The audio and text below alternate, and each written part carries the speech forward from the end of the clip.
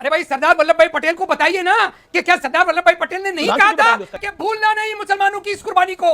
Repeat करिए इस चीज को आप। हिम्मत नहीं है ना, हिम्मत नहीं है। 28 अगस्त 1947 कॉन्स्टिट्यूएंट असेंबली की डिबेट में मुस्लिम लीग के सदस्य ने सेपरेट इलेक्टोरेट की बात रखी और कोई जाके चेक कर ले कॉन्स्टिट्यूएंट असेंबली की डिबेट जो पार्लियामेंट की वेबसाइट पर अवेलेबल है, समझौता पेज नंबर 270 के आसपास अवेलेबल है। अतीकुर रहमान जी कान खोल के सुनिए और अपने फोन पे खोल के देखिए। और उस समय जब यह बात रखी गई तो सरदार पटेल ने सबसे उग्र रूप से, लगभग नाराज नहीं बड़े आक्रोश में खड़े होकर कहा कि अब जो होना था वो हो गया।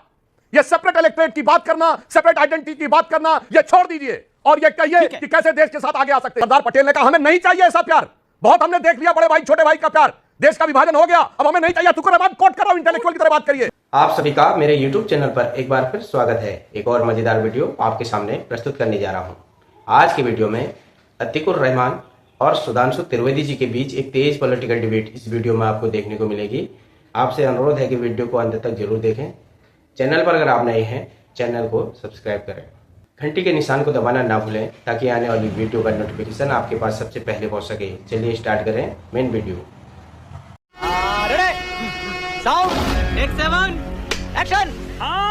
भूलना नहीं मुसलमानों की इस कुर्बानी को। रिपीट करिए इस चीज को आप। हिम्मत नहीं है ना। अरे भाई सरदार वल्लभ भाई पटेल को बताइए ना कि क्या सरदार वल्लभ भाई पटेल ने नहीं कहा था कि मुसलमानों की इस कुर्बानी को भूलना नहीं, भूलना नहीं और मिसकोट नहीं करना। सुधांशु जी कोट करिए, कोट करिए, हवा में मत बोलो। अतीकुर रहमान कोट करो भाई। कहा अभी मजा आएगा ना भिड़ो। झूठ आके बोलने लगते हैं। अब मैं ये बात अरे कोट करो ना, क्या क्या नहीं कोट करो। कहां पे बोला, किस जगह पे बोला? अब मैं कोट करता हूं, आपके करोड़ों दर्शकों से कहता हूं। अमीश जी सुनिए, अब सुनिए। अतीकुर रहमान जी आए बाएं साएं बोल रहे थे, मैं फिर पैट के साथ बोला। 28 अगस्त 1947 कॉन्स्टिट्यूएंट असेंबली की डिबेट में मुस्लिम लीग के सदस्य ने सेपरेट इलेक्टोरेट की बात रखी और कोई जाके चेक कर ले कॉन्स्टिट्यूएंट असेंबली की डिबेट जो पार्लियामेंट की वेबसाइट पर अवेलेबल है, समझौता पेज नंबर 270 के आसपास अवेलेबल है। अतीकुर रहमान जी कान खोल के सुनिए और अपने फोन पे खोल के देखिए।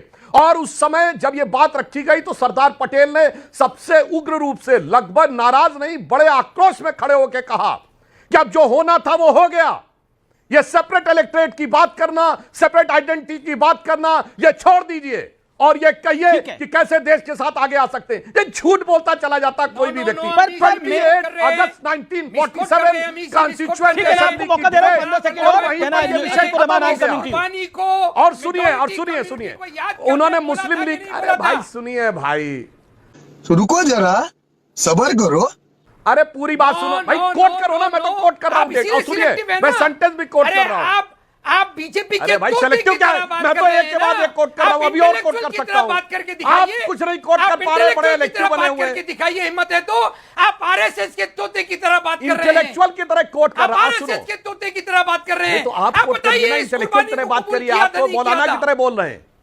बहुत तेज हो रहा है, बहुत तेज हो रहा है। हमारे विपक्षियों के पास फैक्ट नहीं है, वो कोट नहीं कर पा रहे हैं, इसलिए गुस्सा ज्यादा दिखा रहे हैं, इसलिए मुझे भी रिएक्ट करना पड़ रहा है। अब मैं बोल रहा हूं। अतीकुर रहमान जी कान खोल के सुनिए। 28 अगस्त 47 को जब मुस्लिम लीग के सदस्य ने रखा तो उसने जानते क्या बोला? अगर आप सेपरेट इलेक्टोरेट दे देंगे तो आप बड़े भाई हैं, हम छोटे भाइयों का प्यार हमें मिलेगा। और मैं दर्शकों से कहता हूं जाके खोलिए। और सरदार पटेल ने कहा हमें नहीं चाहिए ऐसा प्यार, बहुत हमने देख लिया बड़े भाई छोटे भाई का प्यार, देश का विभाजन हो गया, अब हमें नहीं चाहिए। अतीकुर रहमान कोट कर रहा हूं, इंटेलेक्चुअल की तरह बात करिए, अंटिशेंट मत बोलिए। अब डॉक्टर अंबेडकर, डॉक्टर अंबेडकर है पाकिस्तान, अरे झूठ है। और मौजूदा हालात में मतलब सबसे विद्वान प्रवक्ताओं में से एक है डॉक्टर सुधांशु त्रिवेदी। एक अतीकुर रहमान।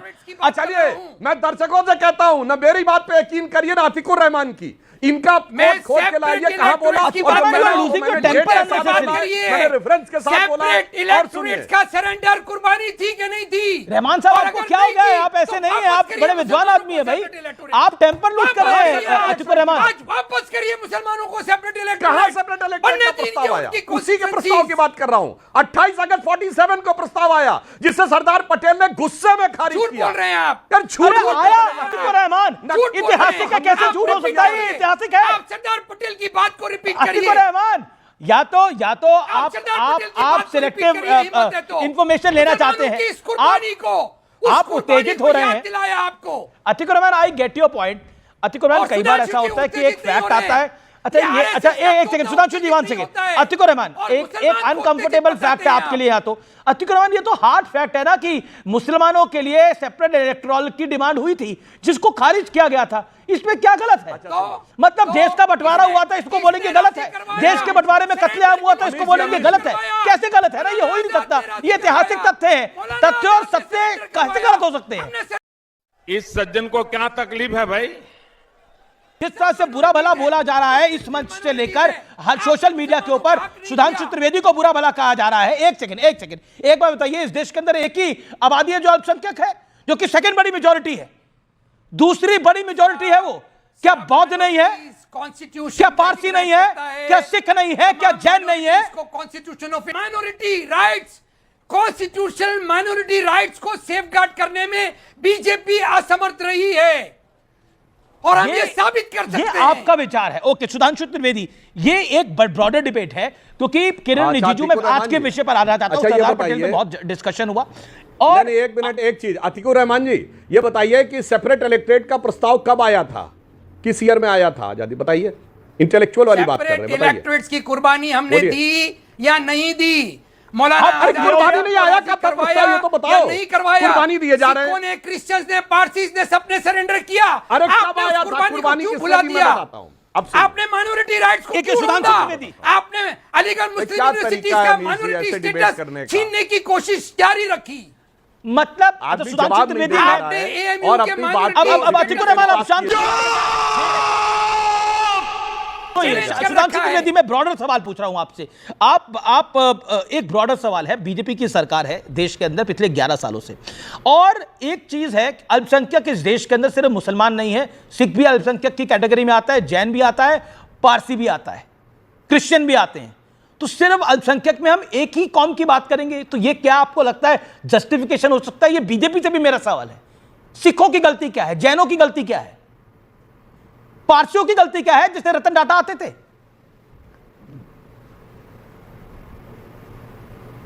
सुधांशु जी, अब मैं जवाब देना चाहता हूं, एक लाइन बोल के फिर आपके प्रश्न का जवाब देता हूं। अमीश जी, अतीकुर रहमान जी इंटेलेक्चुअल कह रहे धेले भर का पता नहीं है। 1916 लखनऊ कांग्रेस अधिवेशन, सेपरेट इलेक्टोरेट की मांग कांग्रेस की मानी गई और उसी के चलते वही इलाके बाद में पाकिस्तान बने। अरे कुर्बानी तो भारत ने दी, कुर्बानी हिंदुओं ने दी। आज का जो पाकिस्तान है वहां के 24% हिंदुओं ने कुर्बानी दी, वो तो नहीं चाहते थे कि पाकिस्तान बने। और आज का जो बांग्लादेश है उसके 38% ने ये आदमी आके कुर्बानी बोल रहा। अब मैं आज की बात पे आता हूं जो आपने बात, हाँ अब मैं बताना चाहता हूं। देखिए बिल्कुल अल्पसंख्यक आयोग है तो अल्पसंख्यक होना चाहिए। मैं इनसे पूछना चाहता हूं, किसी गैर मुस्लिम को अल्पसंख्यक आयोग का अध्यक्ष बनाया इन्होंने कभी? हमने सरदार त्रिलोचन सिंह को बनाया था, वो सिख थे अटल जी की सरकार में। इनके माइनॉरिटी सेल का कभी चीफ कभी कोई गैर मुस्लिम रहा? हमारे यहां रहे, हमारे यहां डॉक्टर जेके जैन थे, नितिन गडकरी जी के समय में माइनॉरिटी सेल के चीफ थे। इन्होंने कभी अल्पसंख्यक विभाग का मंत्री किसी गैर मुस्लिम को बनाया? यह होता है सारे अल्पसंख्यकों को साथ में लेके चलना। इनके हिसाब से सिर्फ एक ही अल्पसंख्यकों में बहुसंख्यकवाद की राजनीति करना।